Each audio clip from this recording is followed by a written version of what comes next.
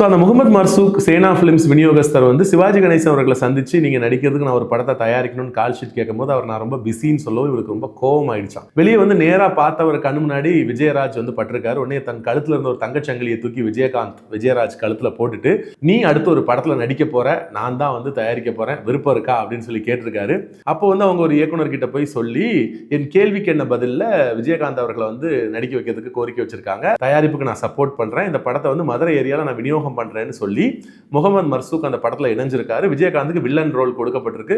கொஞ்ச நாள் ஷூட்டிங்க்கு அப்புறம் அவரோட ரோலை நீக்கிட்டு அந்த இடத்துல வந்து சிலோன் மனோகரை நடிக்க வச்சுட்டாங்க. இது விஜயகாந்த் அவர்களுக்கு ஒரு பெரிய வருத்தம். என் கேள்விக்கு என்ன பதில் படம் வர்றதுக்குள்ள நான் ஹீரோவாய் காட்டுறேன்னு சொல்லி சில போட்டோஸ்லாம் எடுத்துட்டு அந்த ஆல்பத்தோட நண்பர் ராவுத்தரோட சென்னையில போய் நிறைய இடங்கள்ல வாய்ப்பு தேடி இருக்காரு. வாய்ப்பு கிடைக்கல. ஒவ்வொருத்தரும் அவர் அவமானப்படுத்தி அனுப்பியிருக்காங்க. அந்த நேரத்தில் பிரியா பட ஷூட்டிங்ல போய் ரஜினிகாந்த் அவர்களை பார்த்து தன்னுடைய ஆல்பத்தெல்லாம் காட்டியிருக்காரு. அதை பார்த்த ரஜினிகாந்த் அவர்கள் வந்து சிரிச்சுட்டு என்ன மாதிரியே எடுத்திருக்கீங்களே அப்படின்னு சொல்லியிருக்காரு. நிறைய தயாரிப்பாளர்களும் ஒரு ரஜினி இண்டஸ்ட்ரிக்கு போதும், இன்னொரு ஆள் வேண்டாங்கிற மாதிரி தான் அவர் விமர்சனம் பண்ணியிருக்காங்க. அந்த நேரத்தில் மீண்டும் அந்த முகமது மர்சூக் வந்திருக்காரு.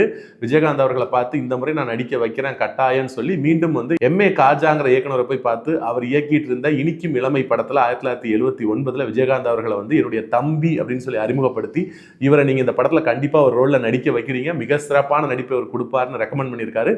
எம்ஏ காஜாவும் வந்து அந்த படத்தில் அவரை நடிக்க வச்சிருக்காரு. ஆனால் காஸ்டியூம்லாம் நீங்கள் தான் பார்த்துக்கணும் அப்படின்னு சொல்லியிருக்காரு. திருப்பூர்லேருந்து நண்பர்கள் உதவியோட காஸ்டியூம்லாம் வாங்கி கொடுத்துருக்காங்க.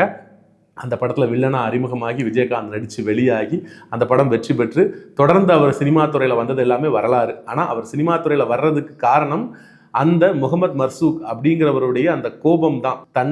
தனக்கு பிடித்த ஒரு நபருக்கு சினிமா துறையில் அங்கீகாரம் கிடைக்கல, அவரை உருவாக்கி காட்டுறேன்னு சொல்லி அவர் போட்ட அந்த விதை தான் பின்னாடி வந்து எஸ் ஏ சந்திரசேகர், அதுக்கப்புறமா வந்து ராவுத்தர், அப்புறம் இன்னும் பல பேர் வந்து விஜயகாந்துங்கிற அந்த மரத்தை வளர்த்து ஒரு ஆலமரமாக தமிழ் சினிமாவுக்கு மட்டும் இல்லாமல் தமிழ் மக்களுக்கும் வந்து ஒரு மிகப்பெரிய ஒரு கொடையாக கொடுத்தாங்க அப்படின்னு சொல்லலாம்.